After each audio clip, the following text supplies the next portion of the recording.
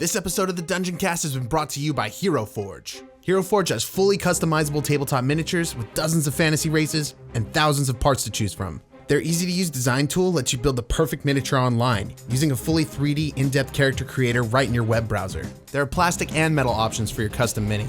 And Hero Forge even offers downloadable model files for users to 3D print their unique designs at home. Plus, they're constantly expanding the catalog of customization options. They're adding new parts every week and major features like races and custom posing on a regular basis. All you have to do is go to heroforge.com and you can start designing your custom mini today. It's super easy. And don't forget to check back and visit them every now and again because they're always adding new content. One more time, that's heroforge.com.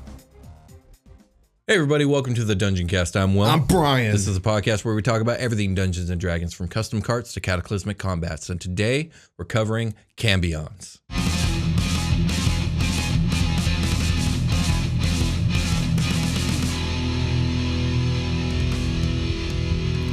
The Dungeoncast. Hey Brian. Cambions. All right. You're very excited about Cambions, I can tell. Can you tell me what a Cambion is, Brian? It's a hell monster. It is a hell monster. This is actually true. Or it's partially true. So, in Dungeons & Dragons, Cambions are beings that, generally speaking, are noted to be half humanoid and half fiend.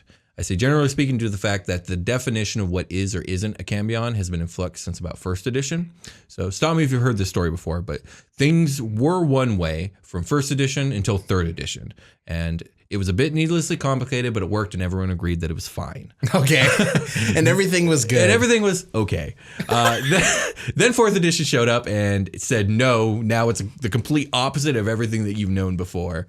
Pull the handbrake. Indeed. Stop the fucking car. Honestly, this was kind of cooler, but it made a lot of people upset. So when 5th edition came out, Wizards decided we should just have it both ways, and but also way more streamlined. And now we do. It is both ways, but also more streamlined. The beginning of this episode sounds like the beginning of Hitchhiker's Guide to the Galaxy. It does. Well, it also sounds like the beginning of every episode where I talk about something with a lot of lore. I'm like, yeah, it was one way for 3 editions. 4th edition flipped everyone the bird, but some people were really into it. Others really hated it. 5th edition is like, why can't we all just get along? Yeah, if you pick up a 4th edition book before you pick up anything else, and it's like there's a lot of stuff that is cool from 4th edition. Oh yeah, absolutely. But it's different from early. Yeah, you're totally right. So as is the story for many things we talk about on the show, so it is for Cambions. Okay. So there are essentially 2 lore splits that define a Cambion. The first is demon versus devil. So originally a Cambion was very specifically a half demon born from the union between a female humanoid and a demon of any level, be it quasit to all the way up to demon lord. Okay. The humanoid part didn't really matter for the most part, with the exception of drow and orcs, which we'll touch on a bit later in the episode. By a bit later, I mean the end. But for the most part, as later as it could be, as later as possible. But for the most part, a Cambion was very often half human was like the default. Okay, so you have half anything. Yeah, half any demon versus half any humanoid is like the technical rule in the early days. But it was usually half human, half whatever intermediate level devil. Okay, demon. Sorry. Cool. The appearance and ability of these Cambions was heavily dependent on the paternal demon's nature. So like a half Glabrazu probably doesn't look the same as a half Quasit. So okay, is what it is. Later on in 4E, Cambions were reintroduced as specifically half devil, so the complete opposite. Again, the humanoid part was not very important for these Cambions either. The major difference in devilish Cambions versus demonic Cambions was not only their lawful versus chaotic nature, but in the uniformity in their appearance and ability sets. The devilish Cambions are extremely uniform compared to the demonic ones. So devilish Cambions tend to have a classic Asmodeusness to their physical appearance. You know, red skin, beautiful facial features, horns, tails, wings, red eyes, yada yada. They are strong, intelligent, charismatic, and have a natural affinity for hellfire magic. Essentially, they're super tieflings. Okay. Souped up mega tieflings. Okay. So that's the first split in like what a Cambion is. The second split in a Cambion's definition is male versus female. So originally Cambions could only be male and were exclusive to a coupling between a female humanoid and a male demon. This version of the Cambion had a female counterpart, though, known as an alu-demon or an alu-fiend. So alu-fiends are always female and can only be born from the coupling between a male humanoid and a succubus. I will remind you that until 4E, succubi were considered to be strictly demonic in nature. But much like the story of the Cambion, 4E said, fuck that, now they're devils. That's and a devil. 5E was like, wait, they can just be whatever you want. Yeah, okay.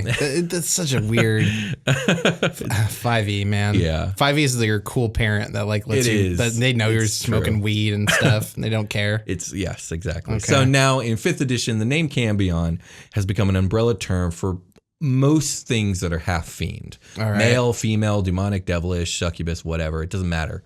Any of these combinations is considered to be a Cambion. So now that we've covered the different types of Cambions there are, let's actually talk about each of them, starting with the original Cambion. The OG. Indeed. Take me down to the OG. I'll do my best. So the original D&D Cambion is a being born from the coupling of a female humanoid and a demon. The offspring is always male, and the mother always dies giving birth to her child. That stinks. Yeah, we're already starting with a rough life. This stinks. Indeed. The general characteristics and abilities of a Cambion depend on its parentage. A lesser or greater Tanarrukks fathers a major Cambion, while a demon lord will father what's called a baron or a marquis Cambion. Okay. The Marquis Cambion. Indeed. Regardless, all Cambions are ugly and terrifying creatures to behold. Though they are humanoid, they are marred by many various demonic qualities, such as scaly skin of pitch black, crooked needle-like teeth, horns, glowing eyes, bat wings, a fetid odor, misshapen ears or misshapen faces, etc. Out of all those things, the fetid odor Yeah, or they smell bad. Yeah, right. Or they just actually physically smell horrible. Right. God. Furthermore, all Cambions have rather imposing figures, standing anywhere between 6.5 to 7 feet tall, with strong muscular builds. With the mothers never surviving childbirth, Cambions are very often orphaned either on the material plane or deep inside the abyss. In either location, though, they're never accepted by society. So the mortals, Yeah, because you got one of these freaky attributes. You're a monster. right? The mortals of the material plane view Cambions as evil monsters, and often they're pretty correct. Yeah. To be shunned or killed. Demons, on the other hand, look down upon these lesser half demons as weaklings, usually abusing, torturing, killing, or devouring the child. Man. As such, those who do manage to live to adulthood grow into bitter and twisted loners. Right. So these are rare. Yeah, extraordinarily rare. Yeah. Okay. Well, there's that. At least Yeah. there's that. They dwell in places that tolerate their presence and ask them few questions, eking out an existence on the powers granted to them by their genetics. Okay. Many make exceptional assassins and thieves. Okay. So they're rogue monsters. Yeah, kind of. They're kind of like rogue monsters. Some Cambions, privileged enough to be fathered by a powerful demon or demon lord, have the opportunity to prove their worth to their fathers. So Ooh. such Cambions are usually far more gifted and powerful just inherently than Marquis their lesser. Cambions. Exactly. Those who are powerful, clever, or charismatic enough can win the favor of their father and become generals, ambassadors, or commanders in their parents' employ. The combination of their extenuating circumstances with their natural predisposition for power thirst makes Cambions some of the most ambitious and determined of all creatures in the cosmos. Okay. Oftentimes, when given the opportunity, Cambions make fantastic leaders, and they tend to find themselves at the center of great events. Yeah. Like what? Well, I liken this to like the way that humans in the material plane, like they have that like ambition factor. Yes. The humans have that it factor, and because of that, they're always at the center of shit happening in. Okay. the Yeah, I get that. Cambions are like that. Like They're staying busy, so because their situation sucks so much, but they have so much potential. Those who make it and don't die an early death are often like the most ambitious and capable, and thus they find themselves in positions of power or on some sort of quest that like is the center of some sort of great event. Okay. Survival of the fittest, cream of the crop sort of thing. Indeed. Okay. So Grozd is actually a notorious father of Cambions. He has fathered more than any other demon lord, and his progeny likely number in the hundreds. Boo, Grozd. Many serve him as a general in his army or ambassadors to his various cults. Some have risen to even greater power. Aya's the evil is the Cambion son of Grozd and the sorceress or wizard, I should say, Igwilv, who... That's a name. That's an important name, right? Yeah, we talked about her in the Grozd episode. She Okay. will get her own episode. But yeah, Aya's is the son of both of them. And through his own willpower and ability, he, completely separate of his father and Igwilv, managed to rise to the status of a demigod. He's a demigod of deceit, pain, oppression, and evil. Cool. Okay. And he might get his own episode. I'm not sure if he can carry it, but there's the potential. But before we move on, let's take a short rest. Okay.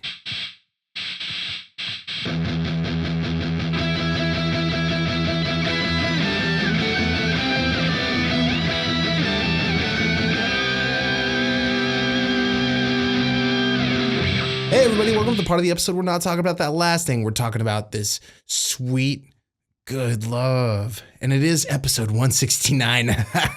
But it's not that kind of love. It's the wholesome kind that me and Will feel for people that experience the show. Thank you for experiencing the show.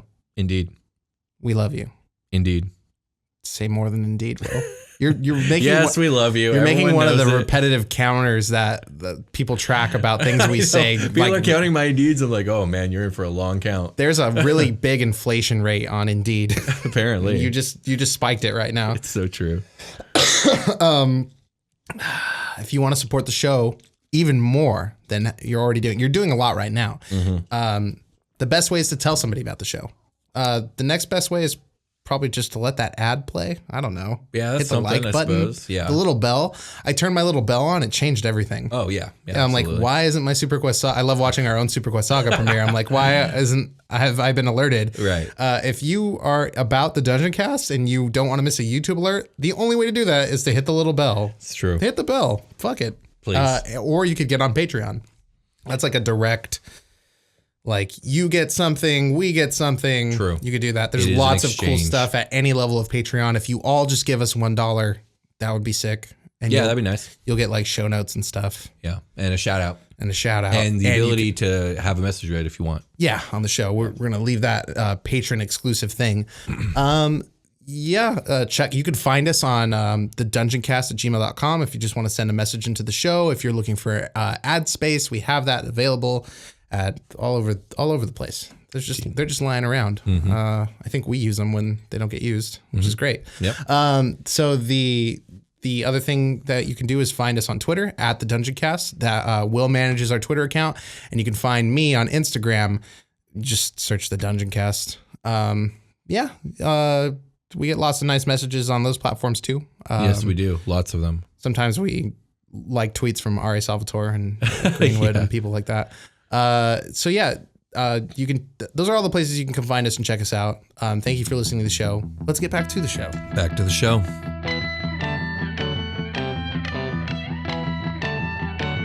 We're back. Yes, we We've are. returned. Yes, we have. So before the short rest, we were talking about the original Cambions. So now let's talk about alu-fiends. So alu-fiends or alu-demons are essentially the female counterpart to the original Cambions. They are a product of successful procreation between a humanoid male and a succubus.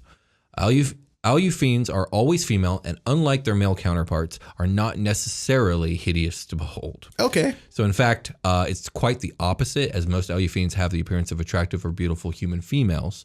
But still, there are some characteristics that give away their demonic nature if the alu-fiend does not take precautions to hide these features. So oftentimes, alu-fiends have a pair of diminutive demon wings on their back. Okay. Now, diminutive is subjective. A lot of the images I saw were like maybe wingspans that were like 3 or 4 feet in diameter. So not big enough to fly. Not usable, but really but there. big. Not diminutive at all. You're gonna go X-Men and try to cut those bad boys Right, off. exactly. I can see that. So they have those to worry about. Man. Also, it's fairly common for alu-fiends to have needle-like teeth that they usually have to like do something to hide, whether that be like a disguise self spell or some other measure. They go to a really fancy, like top of the line blacksmith and get like a grill. Yeah, I mean that's one option. It would work. I guess it would. Yeah, so I suppose you get them filed down, but that sounds extremely painful. Whatever. You're a superhuman. Sounds like this is true. you have an extremely. Was the other one you have like an extremely hairy back? No, but Like a lot. I mean, like real like thicket style hairy yeah, back. I could see that. No, that wasn't listed officially, but I could see that being your one feature. That's how you find out. You're like, whoa, Holy shit. that's a lot of wow. So, as one would imagine, despite the differences in their appearance, Cambions and alu-fiends share a lot of commonalities. So, mainly in that they share the same space in society, like the same level in the hierarchy. Like you could go from anywhere from like creepy outcast to like super demon. Sure, yeah. So while alu-fiends may find it easier to blend into human society than a Cambion, because Cambions are just very obviously a monster, they are still feared, rejected, and oppressed in much the same way as their male brethren, if ever uncovered. Totally, yeah. So they still have to deal with that, just they're better at not having to deal with it. Okay. On the abyssal side of things, alu-fiends are treated with disdain and disgust, seen as lower and weaker by all other demons. Again, much like their male counterparts. Those who manage to eke out an existence among demonkind do so out of sheer force of will and the honing and refining of their inherent fiendish powers. Okay. Which, speaking of which, I didn't write this in my notes, but I probably should have. Alu-fiends are more gifted magically than Cambions. They usually have like an inherent telepathy skill, an inherent like ability to manipulate or even cast like mind manipulating spells and stuff like that, charm person, all that, much like a succubus. You did mention the disguised self. I think that's probably a common thing. Yeah. Does it bother anybody else that it only lasts an hour? I mean, what a wreck, dude. That should be like an 8-hour thing. What is it, a level 1 spell? Yeah, I mean, I know. you get better ones later at higher level slots. Oh, you do? You do, yeah. Okay. Like alter self, I think, is better than disguise. Oh, self, yeah, you're right. Yeah, and then of course all the way up to true polymorph. So where was I though?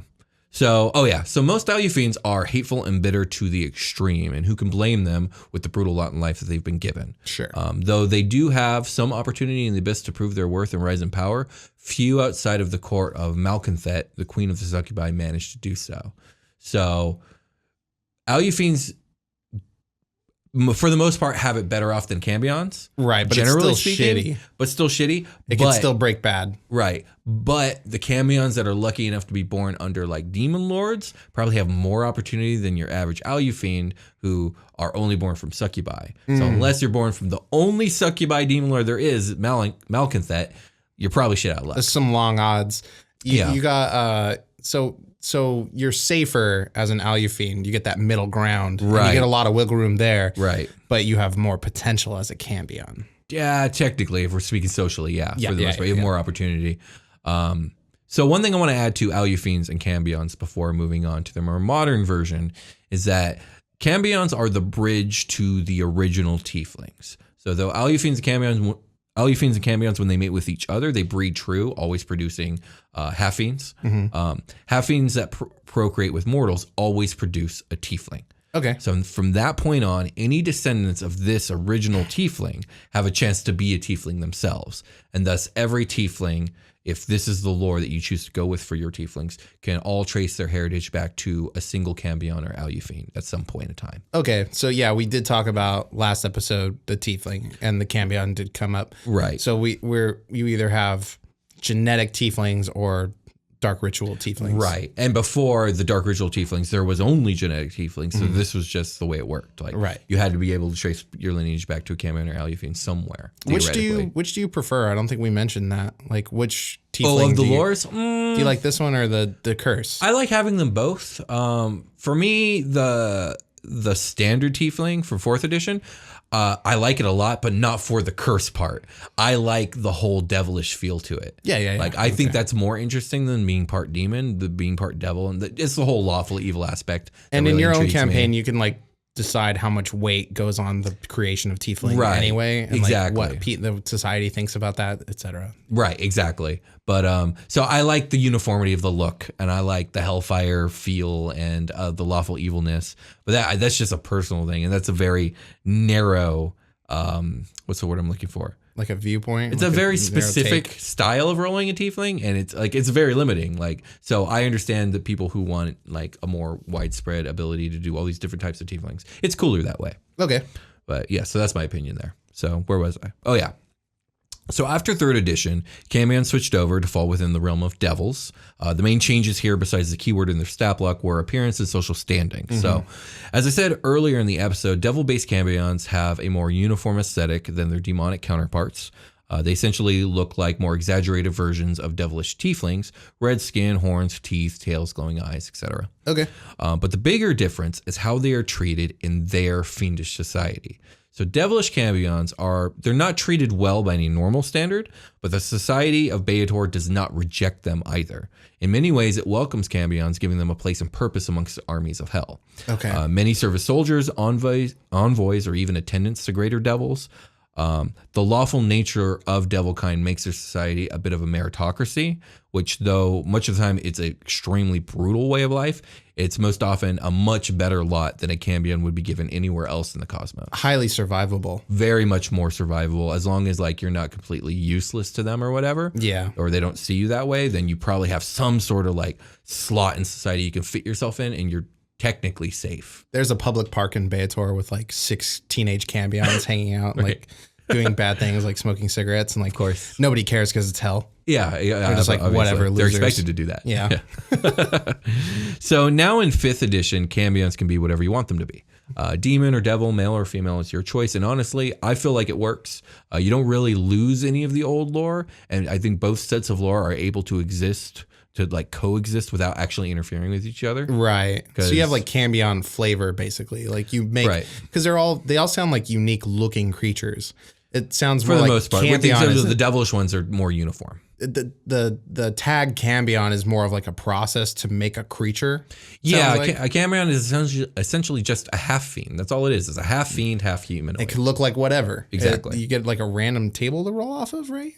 No, that was the tiefling in the last episode. No, it just generally you would base it off parentage. So Right. So whatever. most of the time these are almost always going to be monsters. So it's just going to be up to the dungeon master. Yeah.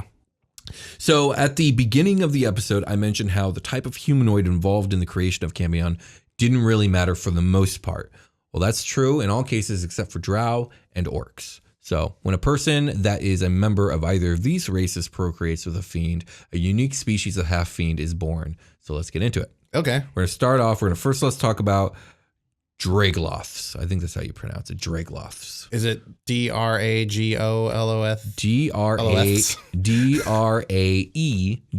Draegloths. What you said, Drake. Yes. Yeah, I'll go with that. So these are monstrosities born from the union of a drow, usually a high priestess of Lolth, and a demon called a Glaberzu.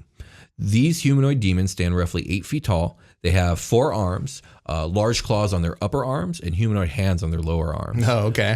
Their faces are stretched to resemble almost those like a dog or a wolf. And their skin is black and covered with a fine coat of white fur. And they have a yellow whitish mane of hair on their head kind of going down their wow, back. Yeah. okay. They actually look really wicked badass, but scary. I'm evil Machamp. Evil Machamp. It's so true. They're demon Machamp. Watch out for this pile driver. Watch out for this karate chop. So Draegloths are sacred in Lolth worshipping drow society and are made both purposefully and regularly under the guidance of the Spider Queen and her clergy. So Oh, okay. Draegloths are probably in some ways way more common than your regular Cambion because the drow are making They're those. manufacturing them as super soldiers. Exactly, yes. They got So- 4 arms and they'll stab you. So their place in society, both amongst the drow and Lolth's forces, are essentially muscle. Draegloths are ferocious and powerful monsters with relatively high intelligence and are a powerful weapon in Lolth's arsenal. What's the charisma like on those bad boys? I don't remember being too particularly strong. I don't remember. I didn't pull up I don't have their stat block on me right now. Yeah, they sound more like weapons than like Right. agents of chaos. Yeah, I in would that say in that so, sort yeah. of manipulative way. But I think it's always interesting reminder that Lolth, despite being so tied up in elves, she's extremely tied up in demons too, because she lives in the abyss. She's doing both, man. She's doing riding both. that line. And she's doing all kinds of weird science, and she's just a crazy spider person. She is. That is very true. So moving on. The Web of Lies and the Draegloth? Draegloths. Draegloth. They probably have like a warehouse where they're making these bad Yeah, boys. absolutely. Just pumping them out. That's a nasty warehouse. So next, let's talk about Tanarrukks. So Tanarrukks are the product of breeding between an orc and a demon, although they can also be created by demonic blood rituals as well, where they just like sacrifice a dude. Oh, and like say the right a rune words. circle or whatever. Yeah, exactly. Like one just appears. Yeah, where the other guy was. Yeah, like they do. What's that fucking show? They do the transmutation. God, Full Metal Alchemist, yeah. It's Full Metal Alchemist style. Like slap their hands on the fucking circle. Yeah, sure, exactly Okay. like that. So they are depicted as enormous stocky orcs with bristling hair, horns, and ridges along the sides of their heads, their backs, their arms, and their legs. They're just big, spiny, meaty orcs that Okay. are 9 feet fucking tall. Very big. Tanarrukks also have a distinctive smell of brimstone about them. These half-fiends are actually closely tied to the demon lord Baphomet, whom we know from the Baphomet episode is a master of breeding new and horrific monsters. Nice. So he's super into this. He's like, ooh, they're doing the transmutation ritual. We're gonna make another one. Yeah. And we put the spines here. Yeah. Yes, that's exactly how it works. Time stops. Your orc gets transported to Baphomet's lair, and he does some reconstructive surgery on its back. Yeah. I could see also Baphomet just being bored with this one. Oh, that one's so tame. We should come up with a 2.0 version of that one. You need to stretch the legs out more. 9 feet tall. So, where was I?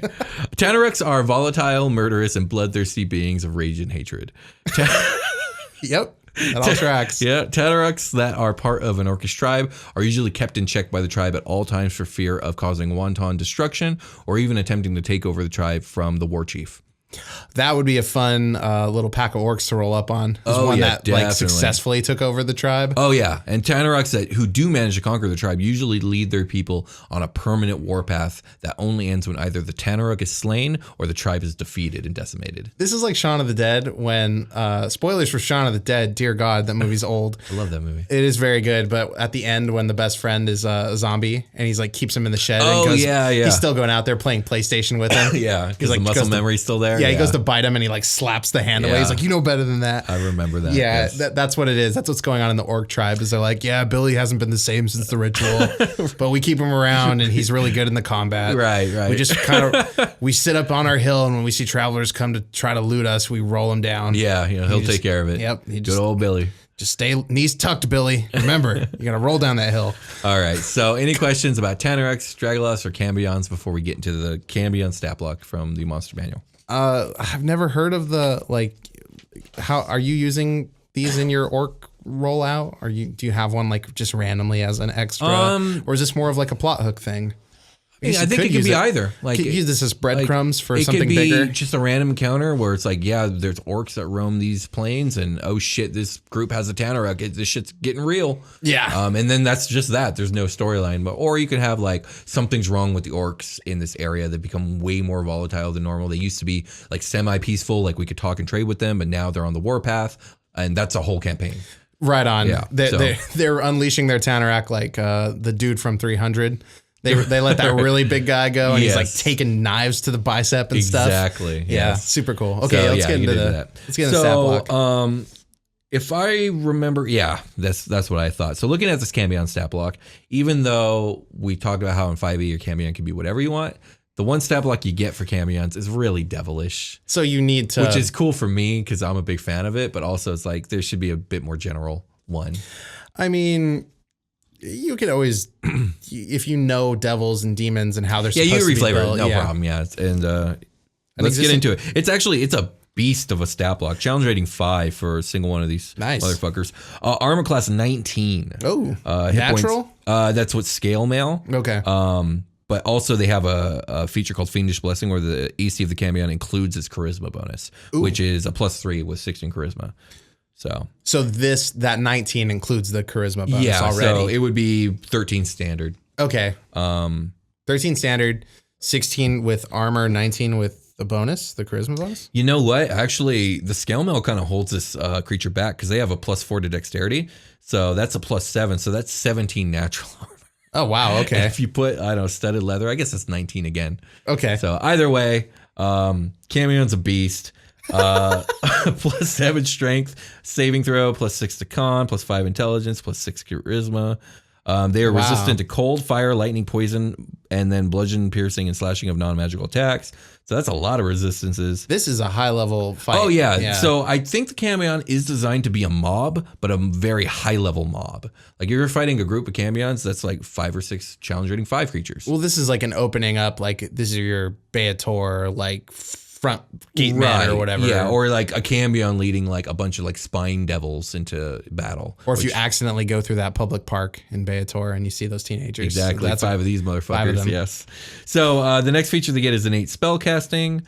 It's based off charisma. Their spell saves a DC 14, and they can innately cast the following spells: Alter Self, Command, Detect Magic, and Plane Shift. So wow, okay. Nothing super combat oriented except for maybe Command, but useful stuff. Oh, this sounds like a punchy, slashy monster. Yes, and let's get into it. So the Cambion gets a multi-attack. The Cambion makes 2 melee attacks with its spear.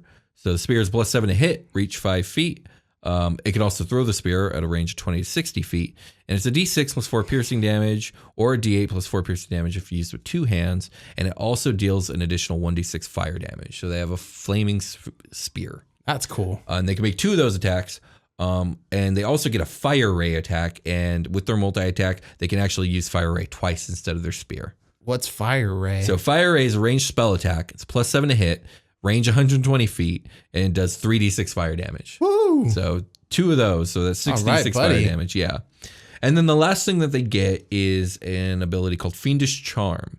So one humanoid the Cambion can see within 30 feet of it must succeed a DC 14 wisdom saving throw or be magically charmed for 1 day. Oh God, that's so long. The charmed target obeys the Cambion's spoken commands. If the target suffers any harm from the Cambion or another creature or receives a suicidal command from the Cambion, the target can repeat the saving throw, ending the effect on itself on a success. If a target saving throw is successful or if the effect ends, the creature is now immune to the Cambion's Fiendish Charm for the next 24 hours. So a suicidal command could be the end for someone to do that. Yeah, all you got to do is fail that one. You get one more die roll. That's. I guess I suicided. Yeah. Do you go into, if you are a PC and you fail that last saving throw to give yourself the sword stab in the gut or whatever, are you going to death saves? I would say if it were involving like PC death, you have to quantify all the damage for it to like feel and be fair. There's this thing with D&D where it's like, if I stab myself in the throat, do I just subtract 10 damage? You would probably, or are my lungs filling up with blood? This is off the top of my head, but I think the way you would have to do it is you would have to roll an attack roll and treat it like a coup de grace, where basically any hit is auto crit if you're helpless, and you're helpless because you're doing it to yourself. Okay. You know what I mean? So you would auto crit yourself. Does that make sense? It makes sense in mechanics. Right. But like, I think you could hand wave that in roleplay. Sure, you can. But like, if you really want to do yourself in, you're not going to hit yourself in the armor. But in this case, the player doesn't want to do themselves in. They're being forced to. So you need to have set rules so like they have a chance of getting the fuck out of it. You know what I mean? Unless you're playing very brutally. I mean, if it's a saving throw, right? Yeah, but this isn't the old school editions where like you have your save or die thing. Like the reason that the game has moved away from that is because of how brutal it is and unforgiving it is to players. It's like, so for me personally, the way I would run it is you would have the saving throw, and then I would have these rules. So we have quantifiable damage. You're still probably going to die, but like there's a slim chance that maybe you don't do enough damage or maybe something happens. And now we're in saving throws, death saves, and maybe you succeed those. Let's run like a worst case scenario, right? Yeah, because like I could easily be like, I'm a barbarian and I stab myself and it doesn't fucking matter. And I go into a rage because I took damage and I'm out of it. And now I'm killing this Cambion. I could just be a wizard and I do a crit to myself. And now I'm at like 3/4 down HP or whatever. Well, I would say the worst case scenario is like, I'm a paladin and I've now been commanded to smite myself. So I'm going to do so much fucking damage that I will insta-die with a crit. Like, activate your that's the worst case scenario. Activate your reckless attack right now. Exactly. Which is why I say have the rules, because in that scenario, even though it's extremely slim chance for them to live, at least it exists. Because maybe they crit, but maybe they roll like shit and then they don't die, and then it's saving throws. You know what I mean? This thing could also just be like smite yourself and then punch you in the face. Yes. Like right after. There's always that like too. This is a bad spot for you. And you better not get into that. If you like, either way, it's a very powerful creature and it's an interesting one, especially if you're dealing with devilish stuff. This could kill unsuspecting party members easily. Yeah, absolutely. All that weird mind control stuff can. Okay. With that being said, I think we can get ready for a long rest. I think we should. So before we go, let's talk about Super Quest Saga. Yes. Brian, why don't you tell our audience about the show? Space, but with dice. Okay, yeah, that's a good way to put it, I suppose. 5e rules. Yeah. Will homebrews a world, a magical space world. I do what I can. In which time-displaced travelers and others are existing in the cosmos. And there's really fucking cool giant dragons that are made with cybernetics. It's true. Those are all true things he said. And they fucking space battle. It's so sick. It is. There are elves. But they're not. They're not elves. like your normal elves. Yeah. They're not like other elves. Not like other girls. It's so true. And I'm I play in the game. So does Jake and Josh. And Josh. Your special guest Jake, friend of the show, Josh Freeland. Yes. They're excellent role players, and they're a pleasure to have at the table. It's an honor. to watch them do spells. It's true. And if you're interested in the show, there's a link in the description. You can find it on YouTube, or you can find it on any podcast app that's out there. Just look up Super Quest Saga. And hope you enjoy the show. Yeah, we're doing music and sound effects for it. It's a lot of fun. There's shirts and hats and we have merch mugs for both shows, and you can check out our Teespring account. All at the same place. Yeah. Indeed. The link's in the description, and also the stores below this YouTube video if you're watching on YouTube. Yes, that's right. If you are interested in showing your friends what Dungeons and Dragons is and you're having trouble getting them explaining it to them, we have a really cool series. It's like 4 videos. It's called DD5 where in 5-ish minutes we explain the very basics. Yeah. So we have I think our longest video is like 6 minutes, but the description is more like 5 minutes. Right. Anyway, there's a what is D&D, what is character creation, what is combat, what is spell casting. And those are really good basics to just kind of throw somebody, get them kind of familiarized in 5 minutes. Right. They're pretty popular videos, but we made them so we could help people get into Dungeons and Dragons. Right. The whole idea of our show is to make the game more accessible and consumable. You can learn about Cambions while you drive instead of having to stop and look up in the monster manual and go and dig through lore. Will's doing all that for you, and hopefully we're making a good product for you guys to learn. Shout out to Wizards of the Coast for making all this cool stuff for us to experience. I know we have our gripes with some of their decision making and stuff, but they're not special. I give everyone shit. Yeah, so. Hear that, Wizards? You're not special. But we really do appreciate all the things that make this show possible, and that definitely includes you guys listening. Please tell somebody about the show if you think they'll like it. If they don't know what Dungeons and Dragons is and you want to get them into it, that's a great segue. That being said, I think we should call it a game. Let's call it a game. We'll talk to you guys later. Peace.